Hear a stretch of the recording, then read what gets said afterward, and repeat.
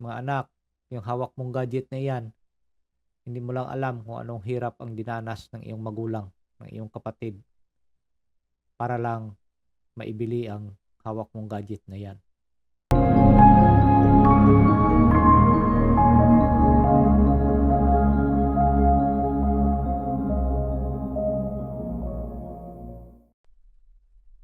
In the name of the Father, and of the Son, and of the Holy Spirit. Amen. Easter Prayer. Blessed are you, O Mary, silent witness of Easter. You, O Mother of the Crucified One, now risen, who at the hour of pain and death keep the flame of hope burning. Teach us also to be amongst the incongruities of passing time, convinced and joyful witnesses of eternal message of life and love brought to the world by the risen Redeemer. In the name of the Father, and of the Son, and of the Holy Spirit. Amen.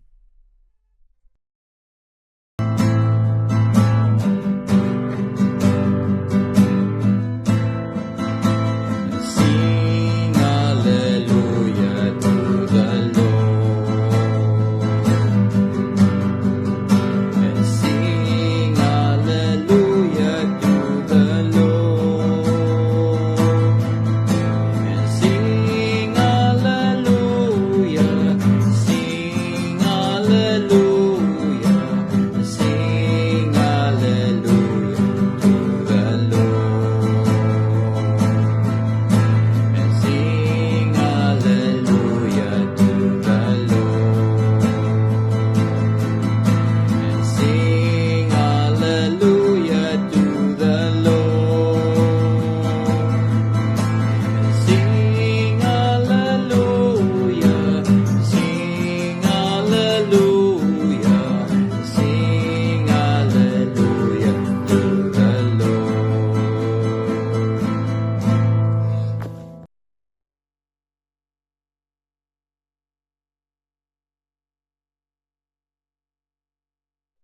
Ang mabuting balita ng Panginoon ayon kay San Juan, Kapitulo 3, versikulo 16 hanggang 21. Papuri sa iyo, Panginoon.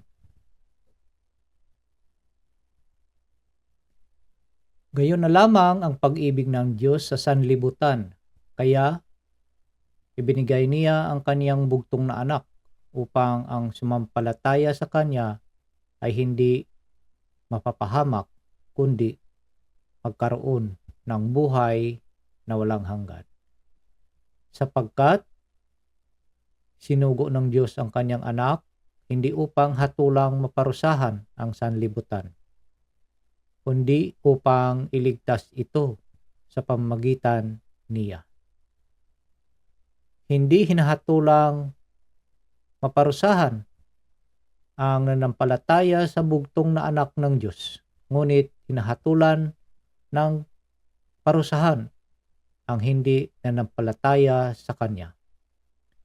Hinatulan sila sapagkat naparito sa sanlibutan ang ilaw, ngunit inibig pa ng mga tao ang dilim kaysa liwanag, sapagkat masama ang kanilang mga gawa.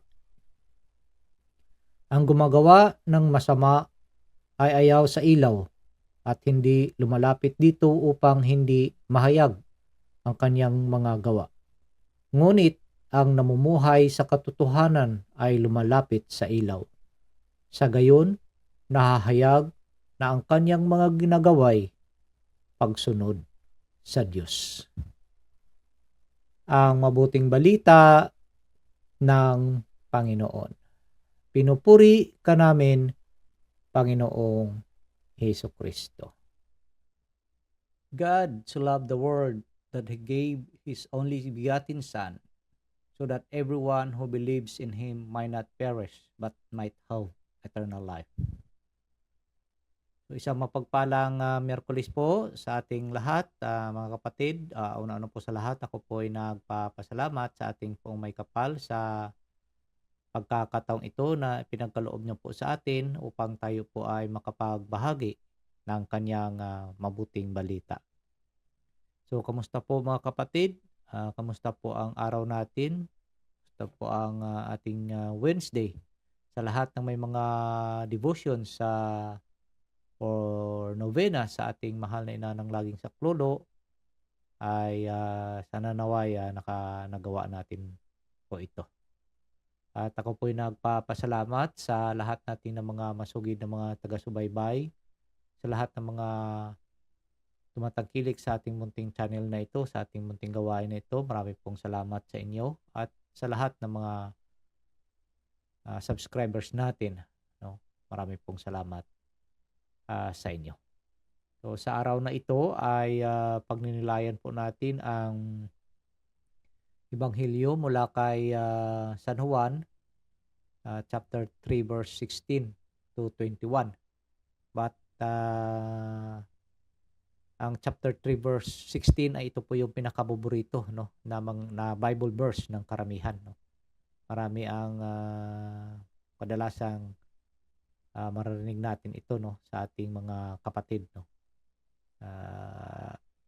John 3:16. God so loved the world, He gave His only begotten Son. So mga kapatid, sa ating nabasa, according sa ating gospel sa araw na ito, ang ating mahal na Panginoon, ang Ama sa Langit, sa labis-labis na pagmamahal niya sa atin, ay pinadala niya po ang kaisa-isa niyang anak, the light of the world, dito sa mundo, para po tayo ay tubusin dahil nga sa kanyang sobrang pagmamahal sa humanity, sa kanyang creation. So ating as mga magulang, tayo din ay nag-alay ng ating buhay, nagsakripisyo dahil sa sobrang pagmamahal natin sa ating mga anak, sa ating buong pamilya. Tiniis natin ang malayo sa ating mga mahal sa buhay dahil nga sa ating pagmamahal sa kanila. So but din ang karamihan ay ang nasa isip na kung sa ibang bansa ka ay pinupulot mo lang yung pera. May mga parents na nagiging successful, mayroon namang hindi. Dahil yung pagod nila ay parang nasayang lang. Dahil yung mga anak ay hindi tumino, Bagkus ay iba, ang inaatupag. At kung makahingi pa, kung makademand pa ng gustong bagay, ay parang nandyan lang sa tabi, parang prutas lang na pinipitas mo lang yung pera. Alalahanin natin mga kapatid, mga anak, yung hawak mong gadget na iyan, hindi mo lang alam kung anong hirap ang dinanas ng iyong magulang, ng iyong kapatid, para lang maibili ang hawak mong gadget na yan. So, yung iba, kung makahingi, para bang nagdi-demand na ibang parang akala madali lang. So, iba naman ay pinapaaral, ba't din iba ang ginagawa? Hindi pa nga nakakalahati ng first semester sa first year, o kahit na nga sa high school, meron ng girlfriend, meron ng boyfriend. Kaya anong nangyari? Because they're doing stupid things. So, anong nangyari? So, sana naway, kagaya ng ating Ama sa Langit, na pinadala niya ang kanyang kaisa-isang anak para po tayo ay tubusin sa ating mga kasalanan, at dahil sa kanyang labis na pagmamahal ay pinadala niya ang kanyang bugtong na anak. But din, anong nangyari? marami pa rin ang hindi naniniwala, no, sa kanya. He is the light of the world na pinadala, no, ng Ama sa langit. But then, some o karamihan ay prefer darkness, no. Mas ginusto pa ng karamihan, no, ang gumawa ng kasamaan, no. Ay hindi tinatalima na ang liwanag ay nandito na. Marami ang hindi sumusunod sa kanya. So, mga kapatid, sana naman ay magpasalamat tayo sa ating Ama sa langit dahil yung kanyang anak, sinakripisyo yung kanyang buhay para po sa atin. So, being the light of the world, sana sumunod tayo sa kanya, no? Para magkaroon tayo ng buhay na maliwanag or malayo tayo sa kadiliman. So, yun na nga. Sa atin naman, mga as parents, no? At sa mga anak na walang hinangad ang magulang para mabigyan kayo ng mga kinabukasan, ay mag-aral kayo ng mabuti. Hindi naman para sa kanila yan o para sa amin yan para sa inyo rin yan. So, huwag nyong iisipin na kumo na ibang bansa ang iyong magulang, ang iyong kapatid, ay madali lang ang kumita ng pera. So, pahalagahan natin ito, no? Halagahan ninyo ito. Hindi nyo lang alam kung anong hirap ang dinanas ng inyong magulang, kapatid, para lang mabigyan kayo ng magandang kinabukasan. So, sana naway bigyan natin ng pagpapahalaga itong hirap, no, na dinanas ng miyembro ng ating pamilya para po sa ating kinabukasan. At sana naway sa mga parents na ganito ang sitwasyon na nangyari na para bang masasabi nating hindi successful, no, sa mga anak, huwag tayong mawalan ng pag-asa. Kumapit lang tayo, manalig lang tayo sa Panginoon. Hindi lang yung pananalig, no, at pagmamahal na sinasabi ang ating gawin sa bibig lang, no? Sabihin lang natin sa bukang bibig, but kailangan din natin ito ng gawa, no? Love without sacrificing para sa kanyang minamahal ay walang kabuluhan. So, hindi lang sa bukang bibig, but nasabi ko na, sabayan natin ito ng gawa.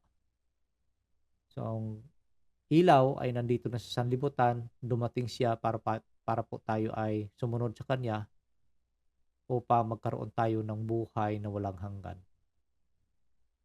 So, dahil sa labis na pagmamahal, ang bawat isa ay nagsasakripisyo at nananalig sa gabay ng Panginoon.